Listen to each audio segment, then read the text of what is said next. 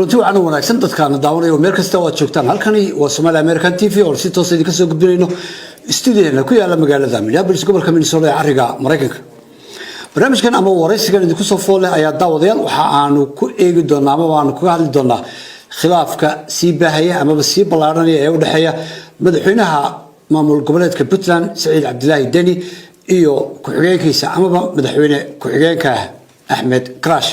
khilaafkaasi ayaa haatan cirka isku shareeray waxaana dhawaan khilaafkaasi uu sii siyaaday markii madaxweyne Saciid Deni uu magacaabay wasiiro iyo wasiiro ku-xigeenno uu sheegay madaxweyne ku-xigeenku inaanu haba yaraatee kala tashan labaduba waxa ay warbaahinta isu mariyeen daliilo iyo eedeymo oo midba midka kale ku eedeynayo inuu isagu mas'uul ka yahay khilaafka haatan dhalin karaya in ay isku dhacaan haddaba khadka telefoonka ee wadanka Turkiga waxa si toos ah ugu jira gudoomiyihii hore ee baarlamaanka Puntland Abdulhakim Dowladaareed oo aan khadka telefoonka kula xiriiray Dowladaareed marka hore waa ku saabay وكاقاضي علي حرارة إيو سوغالي American TV شغالي سوا سلامية وأنا ما تنسي هذه بعض ما صدق أنا قد قال سؤالهن مركو هو الرئيس بلوحان ربا إنان كويديو وأدو حيرنو فايسين أنا يدلوينها با خلاف كانوا الحقيقة داني إي أحمد كراش قوامو بلامي محلي قادوا قدوميها برلمان كاهيد مسك كبعدي أي خلاف كان وصو إصبح بسم الله الحمد لله aniga khilaafkani horta wuxuu bilaabmay aniga ka hor kaygii ka hor buu bilaabmay waaya mardana wejigun buu lahaa laakiin wuxuu aada u soo ifbaxay xilligii aanu soo saaraynay amba aanu magacaabaynay guddida doorashooyinka qolada lagu sheegay oo baarlamaankuna uu lahaa afar inuu soo saaro anigu afar aan magacaabay oo soo saaray shanna madaxtooyadu ay lahayd oo ay xafiiska madaxtooyada ka soo baxaysay waaya markaas ayuu si toosa u soo shacbaxay halkaas ay isku qabteen xubin ka soo jeeda gobolka Cayn oo Ahmed Karaashna uu maraha uu waday madaxweyne ku-xigeenku cid u qorsheeyay madaxweynuhuna cid gaara watay arrintaas ayay ku heshiin waayeen khilaafka xoogiisu marka uu soo shacbaxay ama bilowday xilligaas ay ahayd kadibna hawshaas anaaba dhex galay hawshooda anaa dhex galay weliba culays badan saaray iyo dadaal badan ku bixiyey cidda igala qayb qaadatayna anaa u yeelay gabanoo kale igu heriyo nina faroor ahaa faroor anaa u yeelo gurigiisaan ugu tegey anigoo doonaya hawshaas inaanay soo bixin oo arrintaa hoos loo dhameeyo oo u turayey Puntland khilaafkeeda u turayey Puntland oo islahaa yaan ceebteeda banaanka u bixin laakiin ma aanan ogeyn dee inuu khilaaf kala samaysan yahay ninka odayga hadda meesha jooga marka anagu markaa Puntland baan ka hadlayay marka nin kale aan nagu soo direysno gudoomiye ku-xigeenada ninka mid ah marka hawshaas runtii anaa ragga hogaaminayay walays badan iyo dadaal badan iyo juhdi badanna ku bixiyey ilaa anagu naga qabto waa noo fuudeeyey waa noo dhammaynay waanu sugaynay waa wada hadal siinay waa isfahmeen iyagaa gaar ballamay wixii dhiban anagaa dhamaysanayna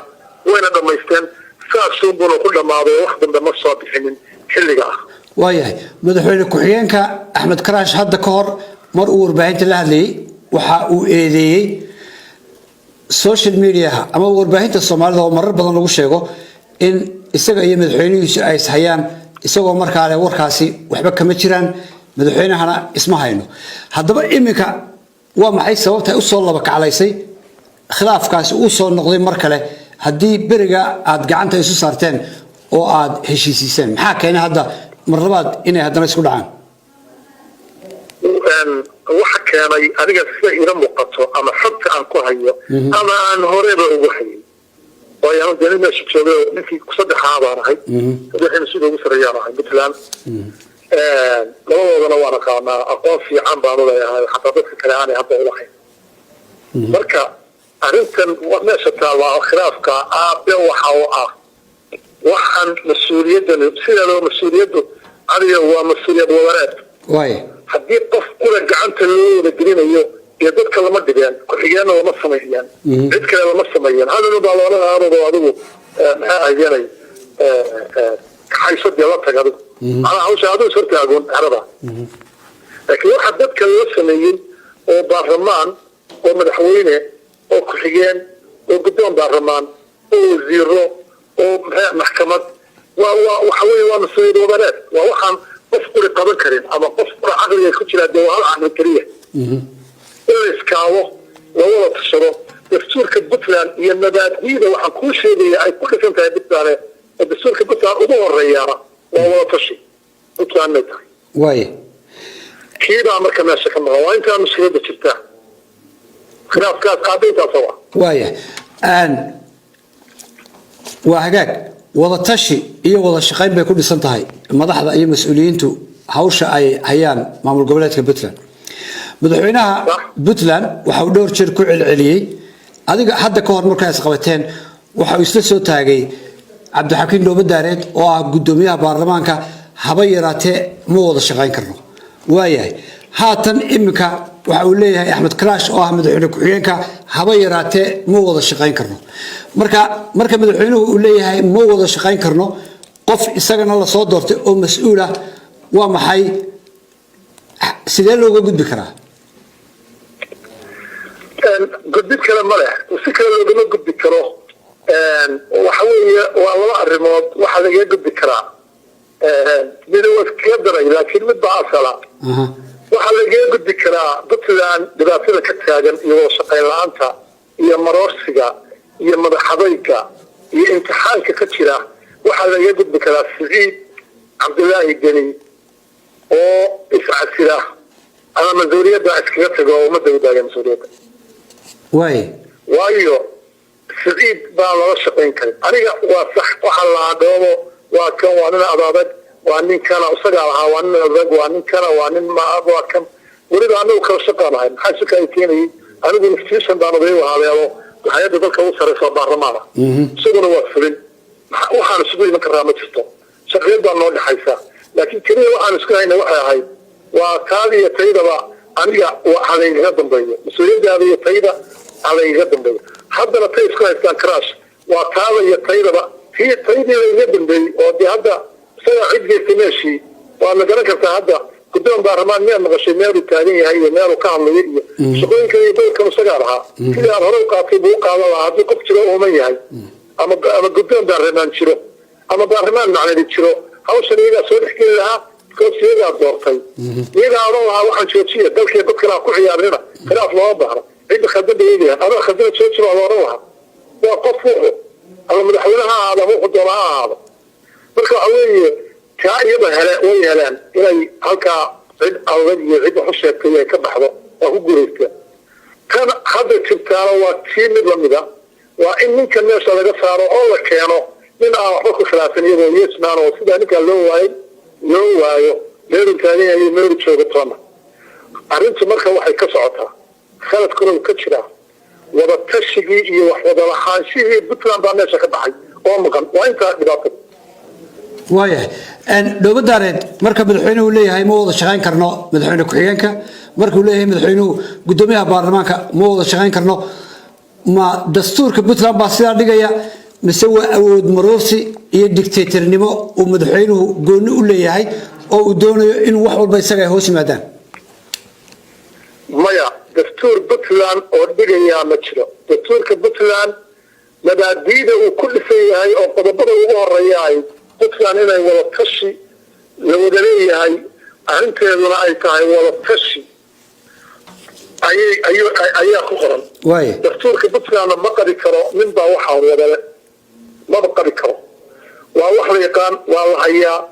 laakiin waxa weeye waa mushkilad ka socota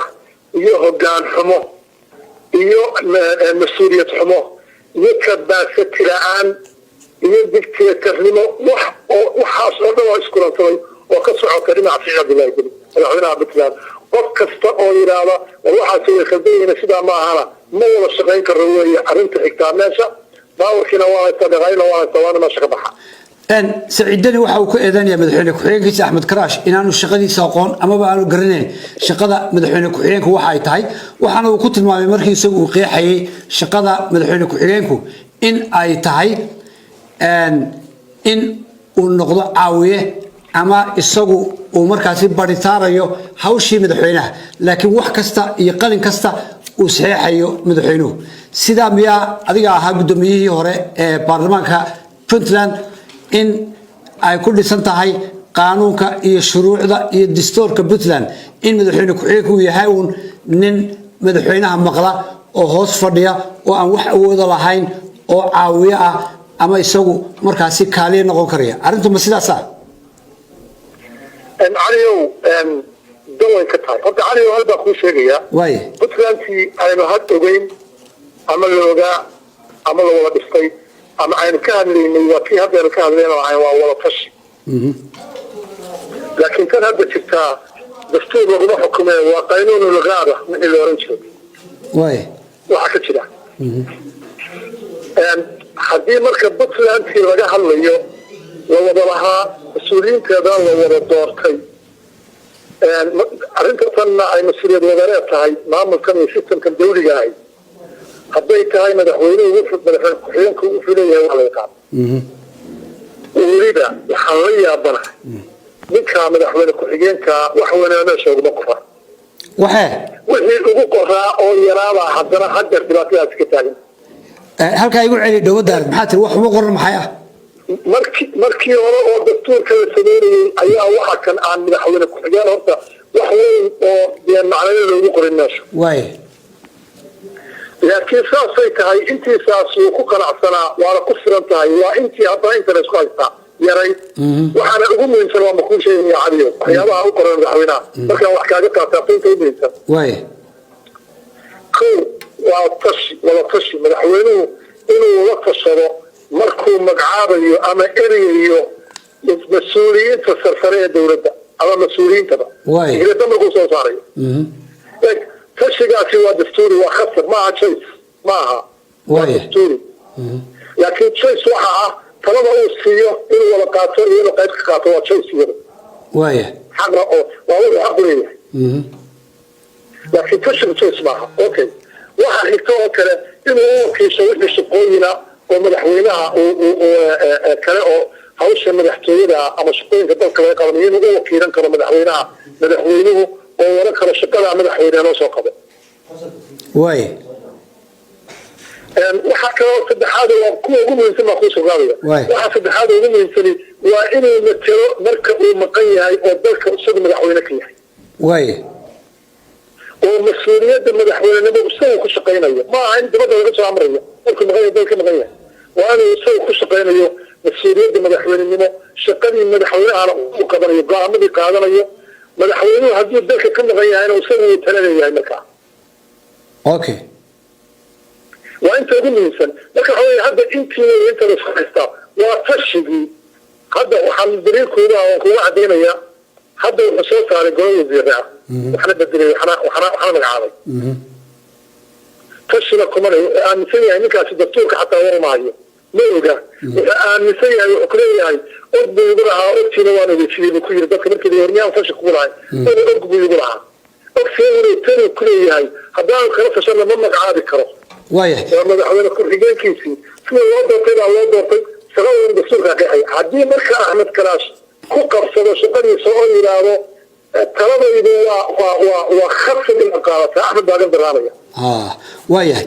أنت سيف عم بنفهمه دوان سيدا لسعتيد مدحينها بوتلاند سعيدني وحو مدكم مقلا ودنك إمارات كعربتها قارعنا مقالة دبي حلقة مركم مقلا ودنك يا مامولي إلهي مركان كبقوه والله الرياضية أدلك مامولي وحمامولي آرنشان مركان ربي كبقوه آرنشان بمامولي وددك أنا قول آرنشان محادقو شرح لي آرنشان محيين أرنشان مركا أشرح حضرتك عن قنوات كوح جانجس كسياسة ده واطي وديزميرتاه دولدها كم ما يحيل فرولة أي دولدها فرولة يدفتين ويكون من معان بريمة دقارة بدن بيكارين يبطلوا يكون من جانجس كسياسة ده يمقدين كدبنا وبتلان كدبنا وحوية منك لا يصابحها مركا وكوحدة من وراء ستار فإذا تايبنا حكومة كنت تستوزيه ذلك مالية دوكا وحنا كوما عبير يا مركو مغراء أحمد كلاش ما أولي كرنت وقد قرأنا إلى وزير كمالية العكس به لكن سيدا رالي بكوها أحمد كراش أحمد سلا رالي بكوها وخذ القائمة هي مراد ما قرأنا يدي مراد وحسين مراد أولاد إسدور إياه خلاف بدنا يعني دور أعلانه لكن ما كان فيها لكا إنه صوت صاري ورقد وقرأي أصدق أو صحيحي خيرها وياكا وإليه مدحونا كحيانكو وحلا رئيسي هبقى استورك هبقى كما صاري كرا مدحونا كريا كساري واضح هذا ايه حتى عدان مقرأ يوصعه قولك عزيز دقال كدعه ووضع هذا لما صاري كرا بكثر الحوالي أمكن يعني كنا لما صاري كرا إنه حقوق سيئنا قينون وغاغة كتير بس وقت سيئنا waxaa kaloo jirta ilaa wasiirka maaliyadda uu hogaansamay madaxweyne ku-xigeenka haddii la waxa bixinay oo wasiirka maaliyadda haddaana madaxweynaha telefoonka maalmoona madaxweyne saasaa ilaala oran bixi ama diid marka sidaa markaan u dhigo waxa weeye dhulka marka anaga ka bao aaran baa xukumayay laakiin marka la eego sida guud iyo dee waxa muuqday madaxweyne ku-xigeenkii baa dalka jooga isagaana markaa dee madaxweyne ku-xigeen dadka aha waaya sidaan la soconno waxaad bayaamisay in marka madaxweynaha iyo ku-xigeenku ay isqabtaan in ay soo dhex galaan baarlamaanku oo guddoomiyaheedu uu ku yeesho door sidii aad markii dhawedba ka dhawaajisay in adigu aad dhexdhexaadisay doorkan ka hor intii aad guddoomiyaha ka ahayd baarlamaanka maamul goboleedka puntland aaway hadda doorkii baarlamaanka ama guddoomiyihii baarlamaanku doorkii aad hor adiguna aad usoo qabatay adigu lahayd ee ahayd inuu dhexdhexaadiyo labadooda kaalintaasi ma muuqato iminka waa maxay sababtu dhowdaareedo kaalintaasi ma muuqato cali waa runtaa dee waxaana gabay ciddii iska lahayd waxaana la yidhi fadhiista anuga sida igu maqaalaha xogtaan hayo waana digaadano waa isku dayeeno madaxweynaha wuxuu yidhi hawshaa ka baxa macnaha iyagii waxay soo arkaan dee wiilal madaxweynaha hoos joogo hawshaa ka baxa sidii bay kaga baxeenoo guryahooda hoosta ka xigan iyo albaabadooda meelay dambay taagan yihiin lama arag mas-uuliyadda dalkuna iyagay saaran tahay oo shacabkii dalkii dadkooda matala dadkani waa dadkay dadka u shaqaaleeyeen la fadhiista ma garantay marka doorkaasi waa maqan yahay fadhiistaa la yidhi madaxweynahana si cad ugu yidhi ma soo geli kartaan hawshaa ka baxa sidii bayna kaga baxeen mana oran karaan waa garaynaa waa hawsheedii fadhiisa adigu meel rag ku dhacana maaha oo awooda oo kartidaa leh oo dadnimadaa leh oo isticmaalaya awoodoodii uu siiyey dastuurku isticmaalayana maaha marka saasay meesha uga baxday meena sugi maayo gudoomiye waxaan ka qabaa bilcagsi in la adeegsan doono oo la isticmaali doono yaa marjac u ah puntland marka murankaas oo kale oo xubnaha ugu sarreeya dowladda ay isqabtaan haddii kaalintii baarlamaanku maqan yahay yaa marjac u ah horta caliyo sideeda waa marka la yidhaahdo dastuur arrintu ay gasho oo qodob dastuuriya la isku qabto ama qodobo dastuuriya adduunku wuxuu samaystay maxkamadda dastuurka oo maxkamadda dastuuriga la yidhaahdo iyadu markaa waxay fasirtaa oo kala saartaa qodobada dastuuriga la isku hayo laakiin mar walba waxa hawshatan go-aankeeda qaataa waa baarlamaanka marka maadaama puntland laga leeyahay arrintii maxkamadda dastuuriga ahayd shalakana waraysigeeda waan ku daray waxaan soo jeediyey in dastuurka horta dad scholars oo dadkii lawyerska ahaa la yidhaahdo horta idinku ka tala bixiya oo dastuurka muxuu sheegayaa kadibna go-aanka uu baarlamaanku yeesho oo aanu gacmaha laagaban oo noqonin dad maxaso oo meel iska fardhiyaanu noqone uu muujiyo doorkii dastuurka siiyey ama doorkii maamulada puntland ku lahaa oo iyagu markaa ay kala saaraan ninkii haddii kala khaldan yahan yidhahdaan kala sadaa khaldana fadhiiso haddii ina bel khaldan yahan yidhahdaan ina beladaa khaldana fadhiiso waa taata la rabaa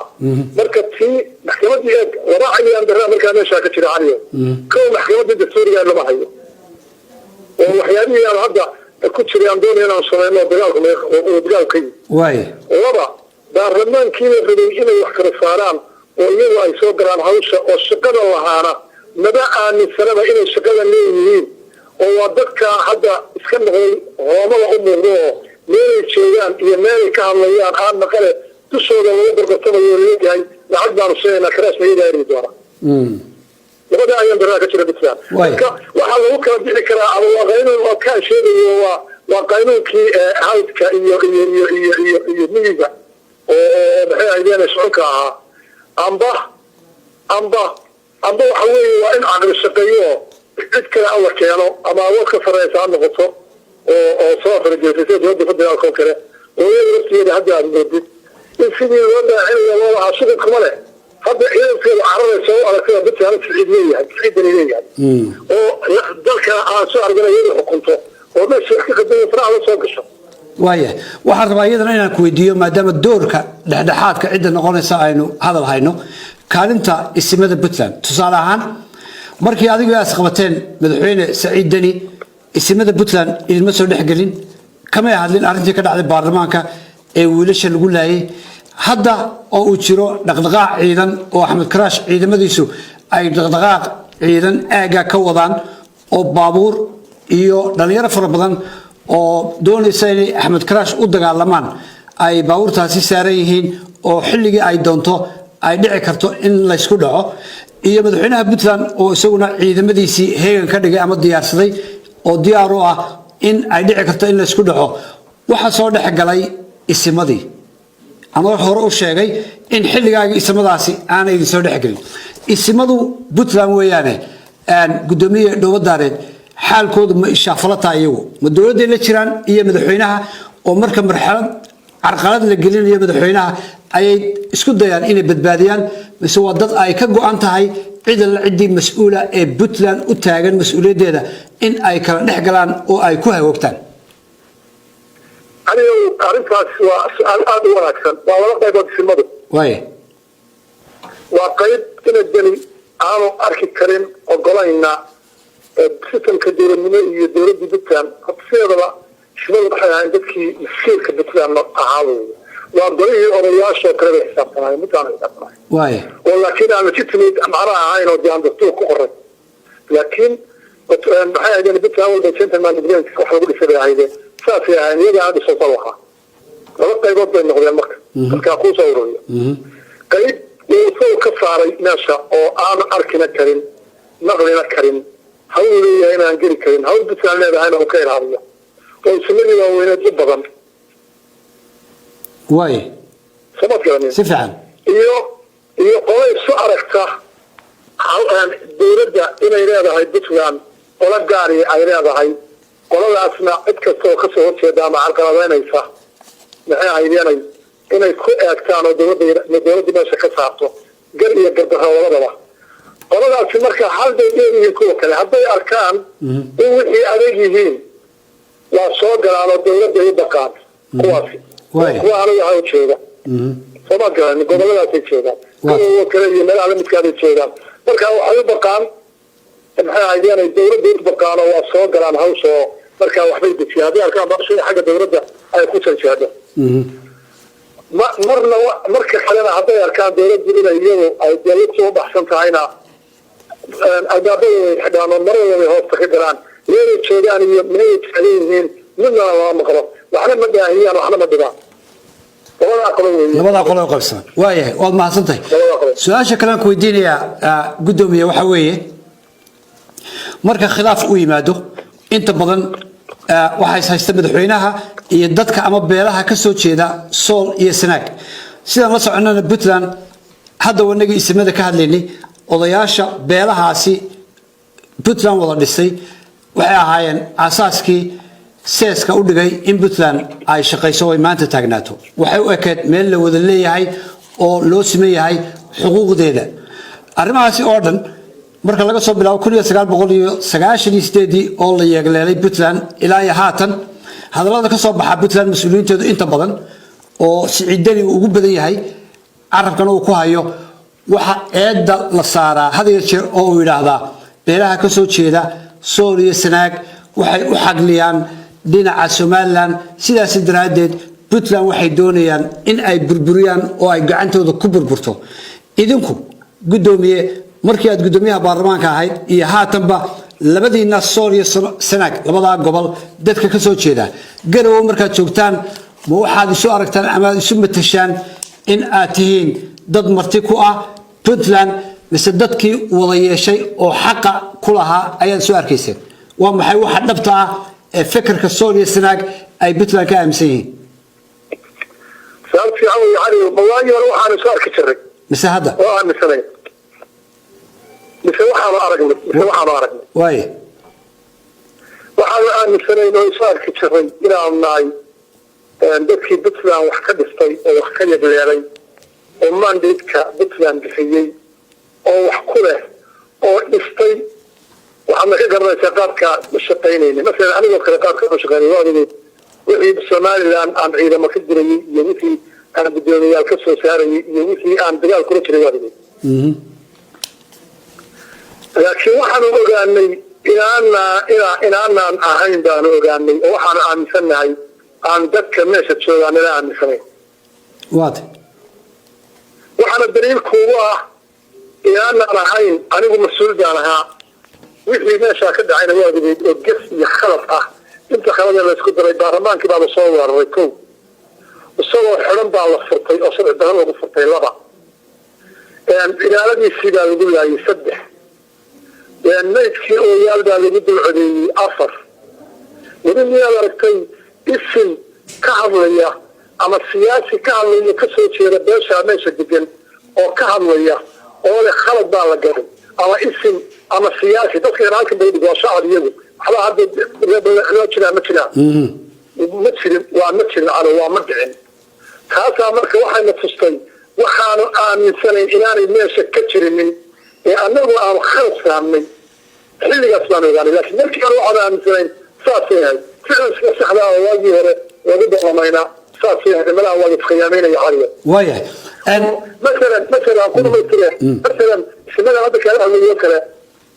hadda Axmed Karaashi aniga iyo waxa la midkaada waxay u arkaan qaybtood dadka adeeyoonaya dul aanay lahayn iyo dawlad aanay lahayn dadka adeeyoonaya martiya oo rabayna inay ku joogaan ee aan sameeyeen qaybtood siyaasiyiin kale ismada qaybtood واي hadalada Saciid Deni madaxweynaha maamul goboleedka Puntland ee maalmahan u dambeeyay afkiisa ka soo burqanayay qaar kamid ah ayaa rabaa inaan isna iyana su'aal ka weydiiyo waxa kamid ah waxa uu dowladda federaalka ee Soomaaliya mar walba waxa moodaa horta in uu ku mabay oo carabkiisu u badan yahay dowladda federaalka ee Soomaaliya hadii la weydiiyo su'aal ku saabsan Saciid Deni buuraha galgala ee argagixisada ay ku jirto ee Puntland ka tirsan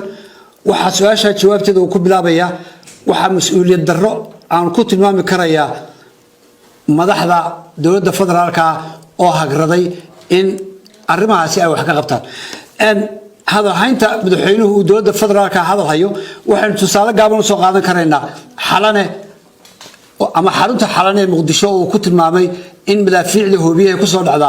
ay dowladda federaalku ay iyadu mas'uul ka tahay waxa kale uu sheegay su'aasha labaad oo aan labaysanayaa waxa weeye Somaliland faragelin ay ku haysaa dowladda federaalka ee Soomaaliya ay qabaa'ilka u gacan dhaafayso xukuumadda isagoo markaa u jeeday dadkaasi loo gacan dhaafayo Somaliland inay yihiin baran iyo buuhoodle oo ay mucaawino geysay dowladda federaalka ee Soomaaliya marka afka la fasiro waxa moodaa buuhoodle iyo baran in uu markaasi siiyay oo leeyahay waxa ka tirsan yihiin Somaliland waana lagu faragelinayaa waxaana mas'uulka dowladda federaalka isku soo wada duubo hadalada ka dhanka dowladda federaalka ee mar walba uu hadlayo Saciid Deni sida uu aragtay gudoomiye علي وضعتها وكقاضية بنت الدولة شغلنا وكقاضي هذا وكقاضية قربان كده بيا قرب كذا وحكده بيا أنت وكقاضي